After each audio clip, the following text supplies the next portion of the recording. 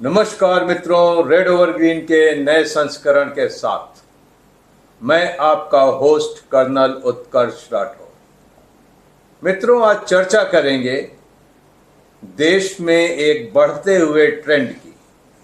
National security में arm forces का contribution monetary terms में आंकने की जो एक आदत सी पड़ गई है, उसके बारे में हम आज बात करेंगे।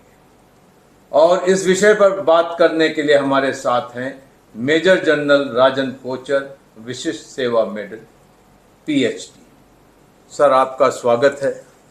जैसा कि मैंने कहा सर कि आजकल देश में आर्म फोर्सेस के बजट को हर आदमी मैग्नीफाइंग ग्लास से देखने की ज़रूरत समझता है। अभी के बजट में 6.22 lakh crore rupees defence arm forces को दिए गए, और यहाँ पर एक अंडर करंट सा हम महसूस करते हैं कि आर्म फोर्सेस की प्रोडक्टिविटी क्या है।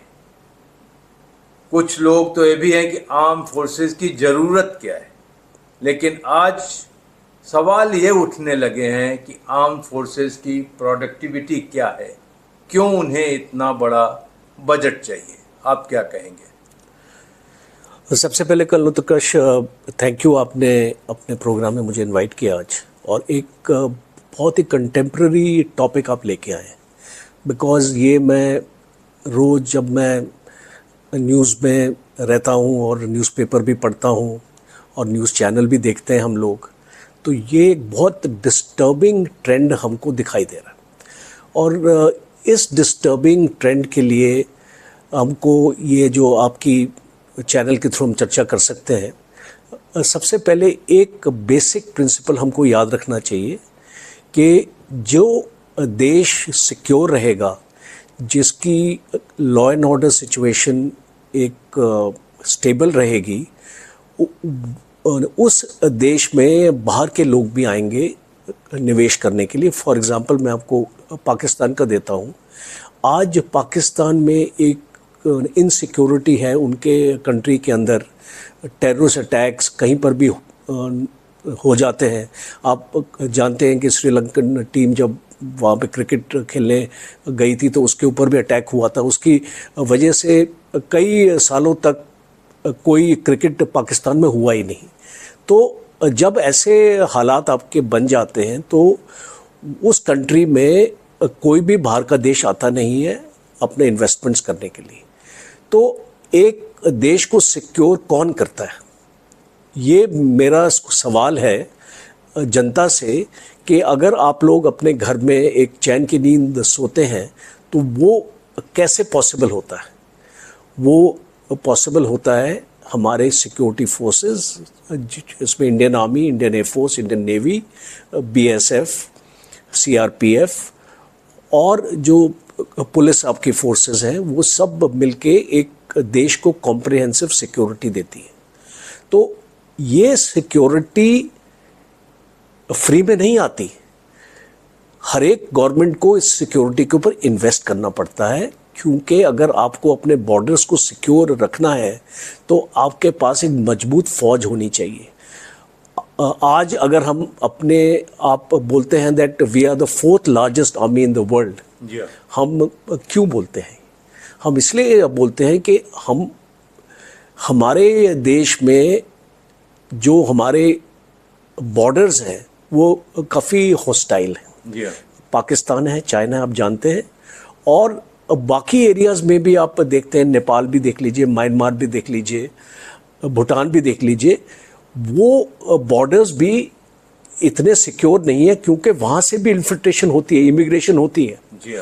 तो उसको कंट्रोल करने के लिए आपको फौज की ज़रूरत है, और एक फौज आपको एक ब्लैंकेट कवर देती है, एक सिक्योरिटी इसको कवर देती है।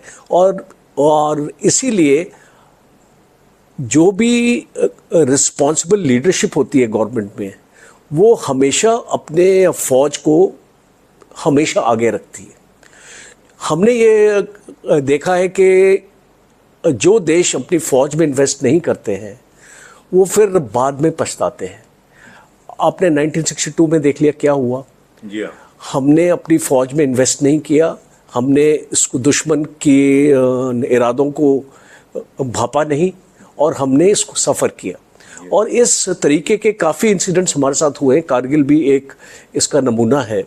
तो अगर हम इस चीज़ को मान के आगे लेके जाएं तो कोई भी फौज के ऊपर जो खर्चा होता है, जैसे आपने अभी बजट का जिक्र किया, 6.22 लाख करोड़। अब ये 6.22 लाख करोड़ में 1.41 लाख करोड़ आपका पेंशन्स के ऊपर जाता है। जी हाँ। अब ये 1.42 लाख करोड़ जो आपका पेंशन में जा रहा है, इसमें 36% हिस्सा है सिविलियंस का जो डिफेंस मिनिस्ट्री में काम करते हैं। जी हाँ। और कोई और मिनिस्ट्री नहीं है जहां पे लोगों को पेंशन मिलती है। अगर आप इसको रेलवेज में भी चले जाओ, हर एक जगह चले जाओ, वो उनको इस टाइप की सिक्योरिटी नहीं मिलती जो मिनिस्ट्री ऑफ डिफेंस को मिलती है। तो अगर हम इस चीज़ को एनालाइज करें और अगर हम पेंशन पे ही जोर दें कि अगर हमको अपनी फौज को मॉडर्नाइजेशन करना है तो पैसा हम नहीं दे सकते हैं, हम इनकी पेंशन काट के इनको पैसा देंगे, तो वो सोच by itself is flawed in concept. क्योंकि फौज के लिए आपको पैसा निकालना पड़ेगा। आज अगर आपके पूरे बजट में आपने 27.66% आपने कैपिटल बजट दिया, इसका ये मतलब है आपके 172 लाख करोड़ आपने 622 की फिगर दी। जी हाँ। उसमें से 172 लाख ही आपको कैपिटल के लिए मिला है। जी हाँ। तो अगर आपको खाली 28% उसको अप्रॉक्सीमेट अपना कर लेते हैं, अगर आपको बजट का खाली 28% हिस्सा मिल रहा है अपनी फौज को ताकतवर बनाने के लिए, अपनी फौज को मॉडर्नाइजेशन पे आपको लाने के लिए, और आप जानते हैं कि अगर पेंशन्स को अगर हम निकाल दें बजट में से तो ये 1.36% है जीडीपी का।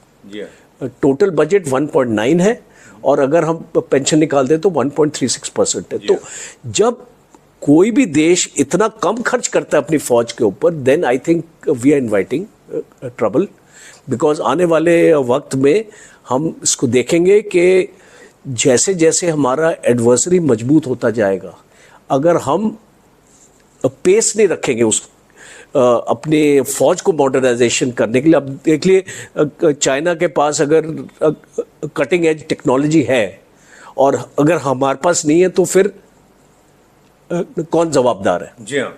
और आज हम ये भी देख रहे हैं कि पाकिस्तान भी बड़ा अपने इसको डिफेंस बजट पे बहुत पैसा खर्च कर रहा है। तो अगर इस टाइप का हम अगर एनवायरनमेंट देख रहे हैं कि हमारे जो नेबर्स हैं वो अपनी फौज के ऊपर ज़्यादा फोकस कर रहे हैं, ज़्यादा उनको बजट दे रहे हैं, अपनी फौज को ज़्यादा मजबूत करने की कोशिश कर रहे हैं, तो आई थिंक ये एक कैचअप गेम है। ये हमको ये कैचअप गेम नहीं खेलनी। सर, आपने दो तीन चीज़ें बहुत अच्छी बताई। पहली चीज़ तो आपने कहा कि सिक्योरिटी बड़ी डायनामिक होती है। अगर हमारे पास फर्ज कीजिए कि एक एयरक्राफ्ट कैरियर है या एक किस्म का हमारे पास फाइटर एयरक्राफ्ट है और हमारे एडवर्सरी उससे अच्छा एयरक्राफ्ट या एयरक्राफ्ट कैरियर या कोई भी चीज़ ले आते हैं तो हमें मजबूरन उसे बदलना पड़ेगा। दूसरी चीज़ ये है कि जो कॉस्ट कटिंग की जो आजकल आवाज़ें उठ रही हैं और वो कॉस्ट कटिंग सिर्फ और सिर्फ आर्म्ड फोर्सेस के ऊपर होने वाले एक्सपेंडिचर के नाम पे उठ रही हैं, तो क्या उससे ये पूरा किया जा सकता है? और जो तीसरी चीज़ जो आपने कही कि आर्म्ड फोर्सेस का कंट्रीब्यूशन मुल्क के लिए ये है कि वो एक सेफ और सिक्योर एनवायरनमेंट देते हैं इकोनॉमिक प्रॉस्पेरिटी को ऊपर आने के लिए, तो ये कहाँ तक सही है कि आर्म्ड फोर्सेस की बैलेंस शीट को आप मैग्नीफाइंग लेंस के नीचे देखें और सवाल खड़े करें? दुख तो तब होता है जिन्हें कि नेशनल सिक्योरिटी की जानकारी भी नहीं है, वो भी ऐसे सवाल करते हैं। आपने इतना लंबा वक्त फौज में बिताया, आप क्या देखते हैं कि परसेप्शन के बारे में या सोसाइटल चेंज क्या आए पिछले 3 साढ़े 3 दशकों में जो आज ये हालात हो गई? देखिए, एक चीज़ हमको रियलिटी चेक में हमको जाना पड़ेगा। आज फौज टॉप 5 प्रेफर्ड प्रोफेशंस में नहीं है। जी हाँ। हम ये देखते हैं, और मैं बात अपना करता रहता हूँ, जो हमारे एसएसपी के सिलेक्शन सेंटर के कमांडेंट्स हैं, मेरे कलीग भी रहे हुए हैं, तो सर्विस के टाइम पे मैं उनसे डिस्कशन अपना करता था। वो बताते थे कि जो हमारा इनटेक आ रहा है, फौज में जिस टाइप के लोग आ रहे हैं, वो क्वालिटी हमको नहीं मिल रही है। और क्यों नहीं मिल रही है? क्योंकि सोसाइटी से जो भी अच्छे लड़के हैं और अच्छे घरों के बच्चे हैं, वो आज फौज में नहीं आना चाहते। अच्छा। और वो रीज़न क्या है? क्योंकि आपने अपनी फौज को एक उस स्तर पे नहीं आपने रखा जो स्तर बच्चे चाहते हैं कि वो अपनी लाइफ में कायम करना चाहते हैं। जैसे कि आप अगर कोई भी इंटेलिजेंट जो बच्चा है, 95% वाला या 90+ वाला, अगर आप उसको इंटरव्यू करें, अगर आप एक रैंडम इंटरव्यू भी करें, आप पूछें कि आप क्या करना चाहते हैं लाइफ में, आप क्या प्रोफेशन लेना चाहते हैं, तो उसके मुंह पे पहले आंसर आएगा सिविल सर्विसेज। उसके बकेट लिस्ट में फौज नहीं होगी, उसके बकेट लिस्ट पे फौज नहीं होगी।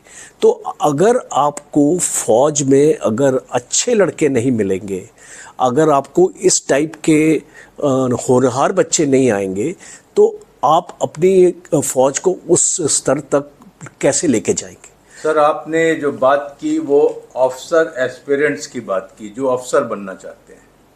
मैंने तो ये भी सुना है कि अग्निवीर योजना लागू होने के बाद जो मटेरियल हमें फ़ौज में पहले आया करता था, उन्होंने भी अब फ़ौज को फर्स्ट प्रेफरेंस देने से किनारा कर लिया है। ये चीज़ आज आर्म फोर्सेस के जवान, सेलर और एयरमैन के साथ भी शुरू हो गई है। ये आपने एक दुखती पे हाथ रख दिया, अग्निवीर।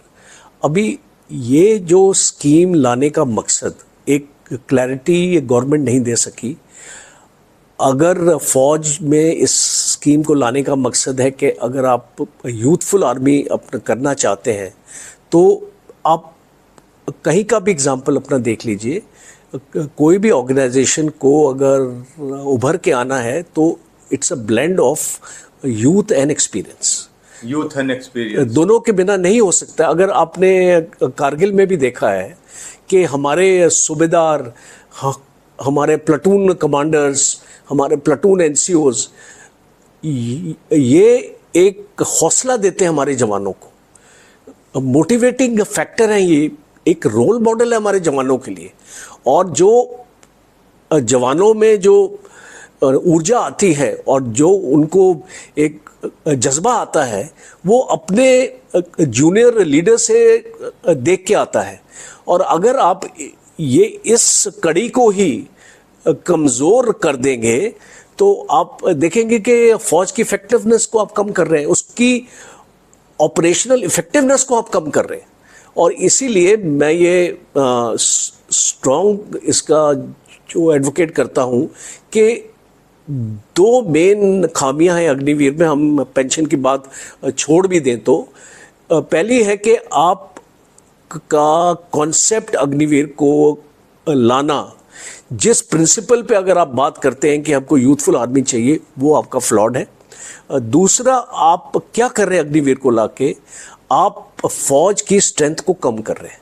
और मैंने कई फोरम में जाके इसको बोला है कि आपने 3 साल रिक्रूटमेंट को रोका, आपकी जो 1.8 लाख आपकी स्ट्रेंथ अपने कम हो गई। आप अग्निवीर को लेके आए, आपके 60,000 जवान हर एक साल रिटायर होते हैं। आप 45,000 आप रिक्रूटमेंट अपना करते हैं, हर एक साल आपने 15,000 की डेफिशिएंसी करी और 4 साल के बाद आप इस डेफिशिएंसी को और बढ़ाएंगे, क्योंकि 75% जो आपने जवान आपने रिक्रूट किए वो आपको उसको रिलीज करना पड़ेगा। तो मेरा एक सिंपल, कोई भी स्कूल का मैथमेटिक्स का बच्चा एक अगर सिंपल कैलकुलेशन करेगा तो उसको ये पता चलेगा कि अगर आज आपकी 12 लाख की फौज है, 4 साल के बाद आपकी जो फौज है वो 10 लाख की हो जाएगी और ये एक प्रोग्रेसिव होगा। तो अगर आप इसको अरेस्ट नहीं करेंगे, आज आप जम्मू पूंछ राजौरी में देख रहे हैं और आप बोल रहे हैं कि हमारे पास फोर्सेस ही नहीं है, हमारे पास बूट्स ऑन ग्राउंड भी नहीं है और हम इसको फौज को कहाँ से लाए? आप इसको दूर दराज एरिया से अपने डिफेंसेस को वीक करके यहाँ पे लोग लेके आ रहे हैं। That is a very very wrong way of fighting a war. हमने इजराइल में देख लिया, अगर आपने टेक्नोलॉजी पे भरोसा किया तो आपको मुंह की खानी पड़ी।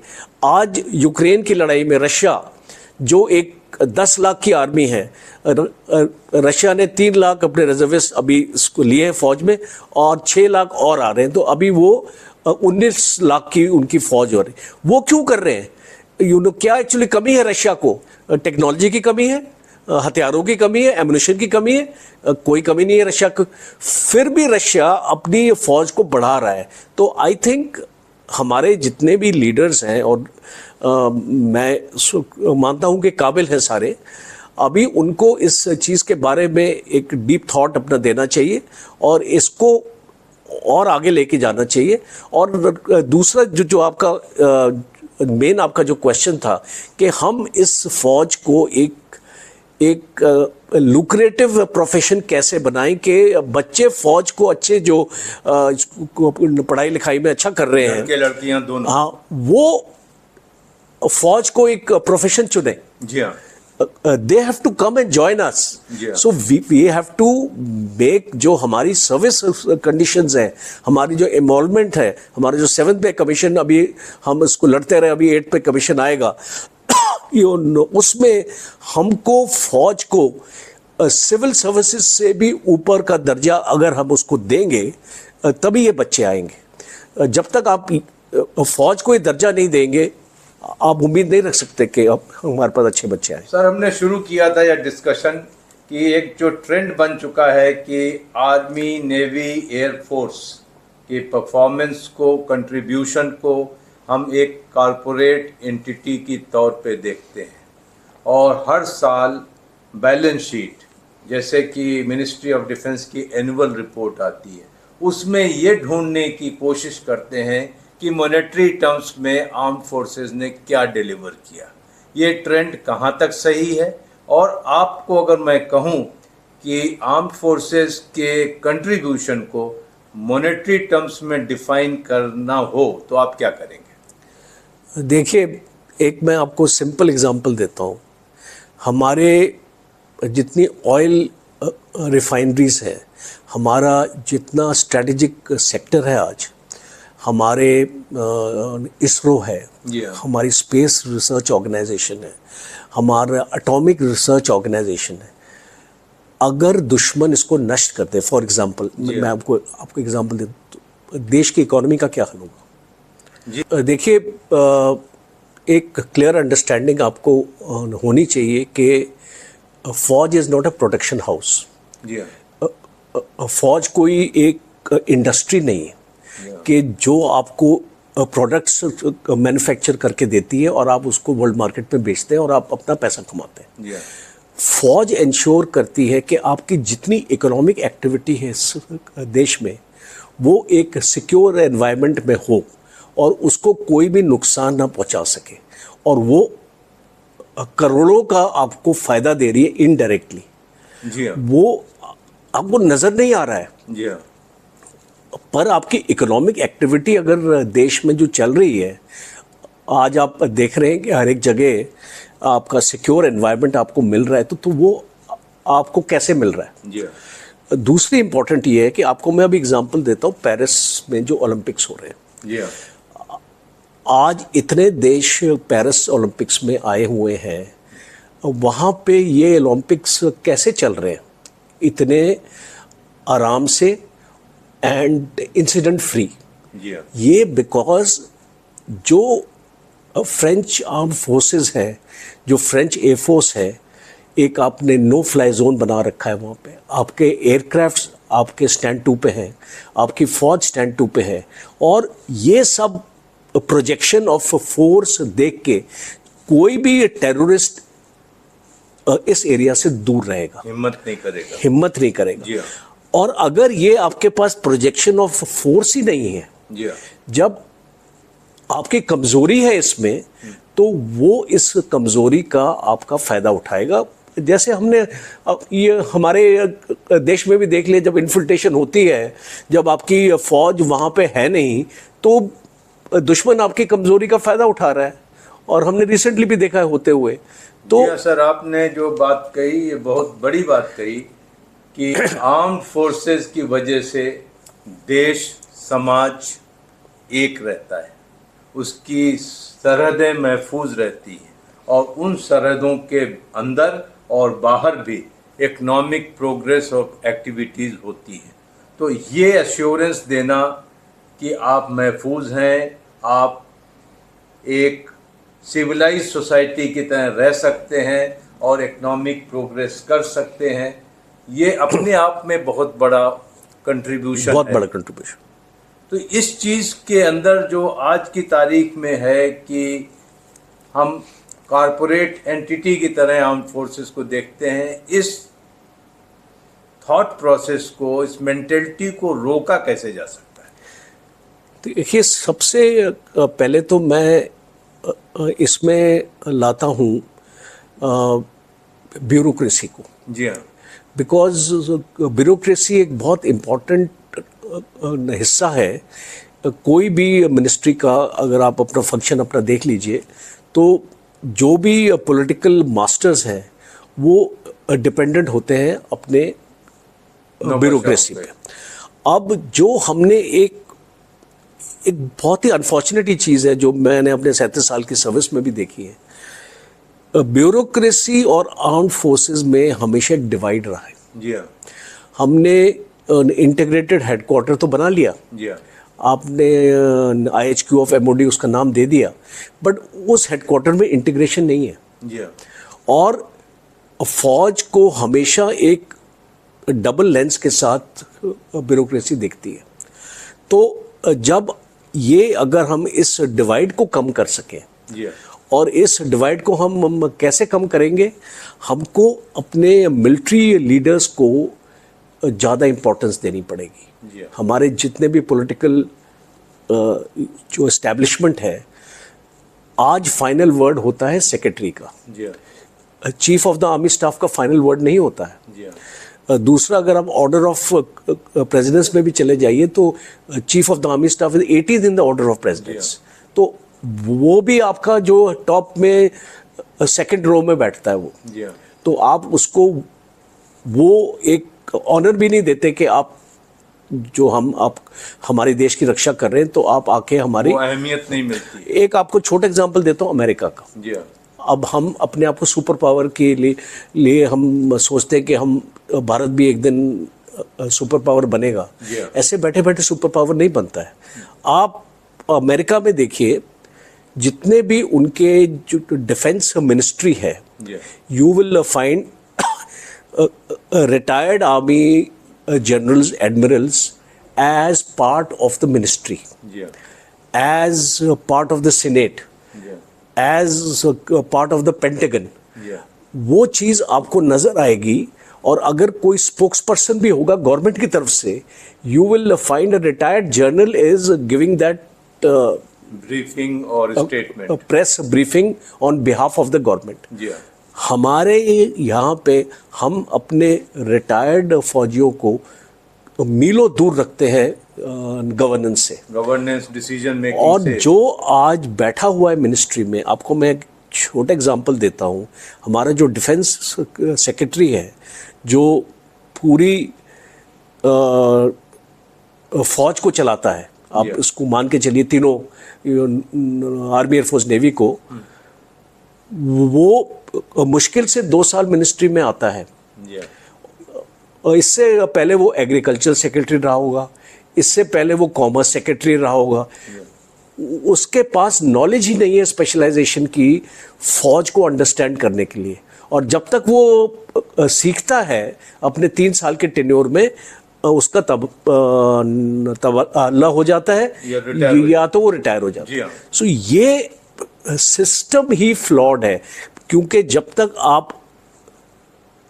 एक्सपीरियंस लोगों को और जिनको जानकारी है मिलिट्री मैटर्स की, डिफेंस मॉडर्नाइजेशन की, टेक्नोलॉजी की, अगर आप उनको अपने गवर्नेंस का हिस्सा नहीं बनाएंगे, यू विल फाइंड कि हम ऐसे ही घूमते रहेंगे, ऐसे थॉट प्रोसेस के गिरफ्त में रहेंगे। एब्सोल्युटली।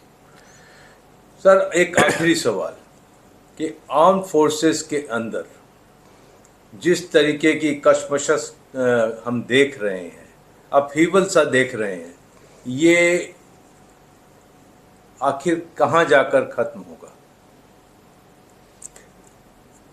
देखिए, जो फौज है और जो फौज की लीडरशिप है, मुझे कोई डाउट नहीं है, it is the best, because एक सिलेक्शन प्रोसेस है फौज का, काफ़ी ट्रांसपेरेंट है। इसी आफ्टर ऑल कोई भी सिस्टम में आपको 100% तो आपको नहीं मिलेगा, 90% वो आपका सिस्टम अच्छा चलता है। और उसमें अभी एक 360 डिग्रीज अप्रेजल सिस्टम भी अभी फौज में इंट्रोड्यूस होने वाला है, तो उससे और भी बेहतरी होगी इस सिस्टम की कि हम राइट टाइप के लोगों को ऊपर लेके आएंगे। प्रॉब्लम ये मैं देख रहा हूँ पिछले शायद 15 साल से या 20 साल के बीच में, कि एक पॉलिटिकल इंटरफेरेंस हमारी फौज की फंक्शनिंग में आने लग गया। और इसका रीज़न ये है, और इसमें एक पॉलिसी चेंज की ज़रूरत है। वो ये है पॉलिसी चेंज की कि रिटायर होने के बाद 5 साल तक आप कोई भी गवर्नमेंट का ओहदा नहीं ले सकते। और ये खाली फौज के लिए एप्लीकेबल नहीं है, ये जुडिशरी के लिए भी एप्लीकेबल है, क्योंकि आपके जो सुप्रीम कोर्ट के जज हैं वो भी जानते हैं कि अगर हम गवर्नमेंट के फेवर में जजमेंट देंगे तो हमको मेंबर ऑफ पार्लियामेंट, गवर्नर या कोई ऐसा हमको ओहदा मिलेगा। हमारे फौज के चीफ्स भी यही समझते हैं कि अगर हम एक इम्पार्शियल स्टैंड लेंगे तो, और वो शायद अगर गवर्नमेंट को पसंद ना आए वो स्टैंड, तो इसका मतलब कि मुझे रिटायर होने के बाद ऐसा कोई गवर्नेशनल पोस्ट नहीं मिलेगा, एक लेफ्टिनेंट गवर्नर का इस टाइप का। तो ये अगर एक पॉलिसी डिसीजन अगर गवर्नमेंट अपना लेके आती है कि 5 साल तक आप कोई भी इम्पोर्टेंट आपको ओहदा नहीं मिल सकता है गवर्नमेंट में रिटायर होने के बाद, बिकॉज आपने 40 साल अपनी सर्विस अपना कर ली, आप चीफ के रैंक में चले गए, आर्मी कमांडर के रैंक में चले गए, आप लेफ्टिनेंट जनरल बन गए, आप मेजर जनरल बन गए। Now is the time to contribute and give back to society. You can join any good university, आप अपने जो आपका जो एक्सपीरियंस है आप उनको बच्चों को दीजिए, आप उसको कंट्रीब्यूट कीजिए। आपको गवर्नर और लेफ्टिनेंट गवर्नर में इसको जाने की क्या जरूरत है? एब्सोल्युटली। और अगर ये चेंज हम इसको ला सकते हैं तो आप देखेंगे इसमें